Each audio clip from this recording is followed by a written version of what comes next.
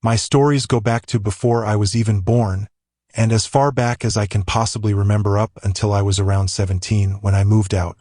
In Brack-X, right outside of Ellesmere, Delaware, I lived in a house on Linkwood Avenue that was built in the 1950s and sold to my grandparents in the 1980s. I am unfamiliar with the home's history before my grandparents, but I was told that, when the house was first purchased, my grandfather had to remove 2 headstones that were put in the front yard by a big tree near the front porch. Apparently, my grandfather threw them beyond the backyard, where there were tons of bamboo and train tracks. However, this was thought to be a random prank. Or maybe the prank part was cover-up, because my grandparents didn't want us messing with the ghosts in our house. I was raised in a heavily religious family. My grandmother was old-school Italian, the best cook you could ever meet, and she had the kindest heart you could imagine. Everyone who came in our house called her Mom, because, well, that was just her personality in the best way, even to me, so I will refer to her as Mom here. To give a visual of the house, my mom collected porcelain dolls, angel figurines, and crosses. They were literally everywhere, decorating the entire house, in a way that if there was an open space, it was taken with a clutter of some sort. My mom once was standing in the bathroom with the medicine cabinet mirror facing outward, doing her hair, and was talking to my aunt, who was standing at the doorway. Suddenly, she saw my dad standing behind my aunt, in the hallway in the reflection of the mirror. He was just staring off with an expressionless face. He was there, then he wasn't. So she said to my aunt, "Where did your brother go? He was just standing right there, and I needed to ask him something." My aunt proceeded to call my dad at a friend's home number, and it turns out, my dad hadn't been home for several hours, and certainly was not just standing behind my aunt in the doorway. This is the only story my mom ever told. Mom believed that the more you pay attention to it, the more occurrences happen. Both of my grandparents ended up passing away in that home, in the same bedroom. Pretty gruesome death too, battling cancer. There was also someone who had cut themselves pretty bad in our bathtub in the more recent years. The person didn't die, but it was bad enough that lots of blood had to be cleaned. After my mom died, we all slept in the living room together as a way to cope. We didn't want to be alone.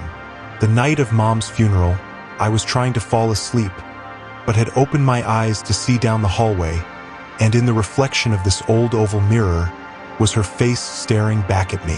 She was wearing her favorite black robe, smiling.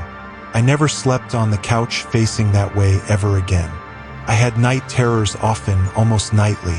I was terrified all the time in the house growing up. I felt watched constantly. I always felt uneasy, always felt there was a presence.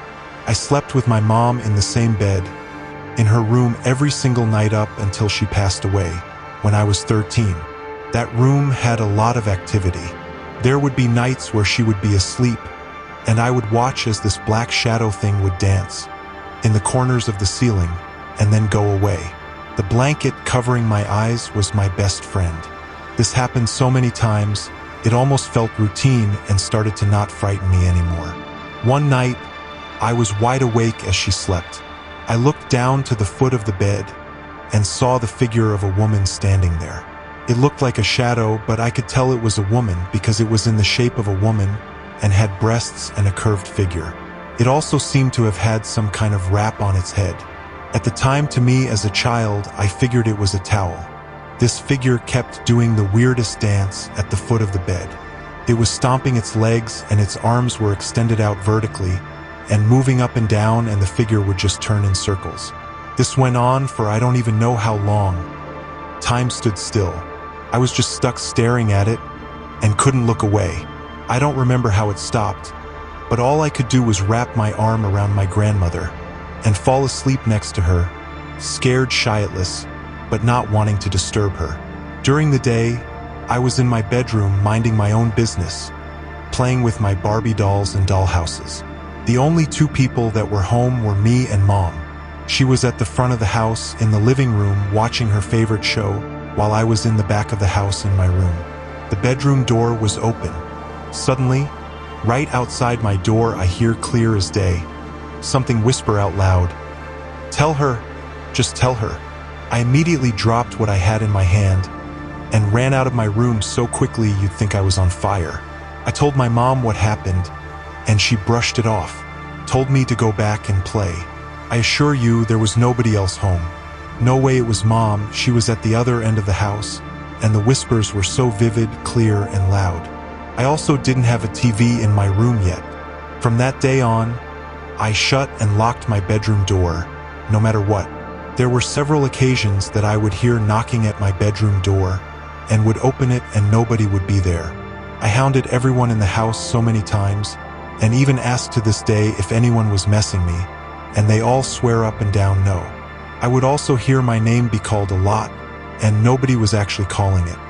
One morning as a teenager, I was sleeping facing the wall, and hearing my name be called right in my ear. It woke me up out of a deep sleep. I turned around almost immediately. No one was there. My door was still shut, and locked like it was before I fell asleep. This is the one that creeps me out the most still to this day.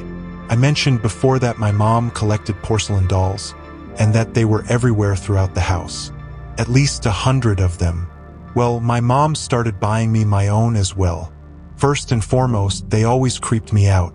I always felt like they were watching me, and it seemed like their eyes would follow me as I walked by them. There was a bride doll in my mom's room that looked just like her, and I was deathly afraid of it. I had night terrors of it a lot. Anyway, one day, I was playing around with my porcelain doll. It had blue eyes, blonde hair, black pants, a black checkered top, and a cute little hat and purse. I had accidentally dropped it on the carpet, and it landed face down. I for whatever reason apologized to it and picked it up. I faced it toward me, and I kid you not, it had a tear rolling down its cheek. I can't make this stuff up, and I sort of wish I was. After I saw that, I put it back up on the shelf in my grandfather's room, and never played with or touched it again. Or any of the other dolls for that matter. One day, I was on my little swing set in the yard, swinging. Our yard was surrounded by woods. To my right, there was a little opening. Well out of nowhere, there was a man that popped out and made me look up as I heard rustling of leaves. He was just standing there, in this odd position. As a kid, I thought it was some stranger trying to kidnap me or something. So I instantly ran forward as fast as I could inside the house and shut and locked the glass door behind me. But nobody followed. I didn't see anyone. I didn't tell my mom about this either, because I didn't want to worry her, and she was the only one home. I also didn't tell her because I ended up realizing it was an apparition. I know this because of the way the man was dressed. He was dressed exactly like a pioneer from the late 1800s, early 1900s.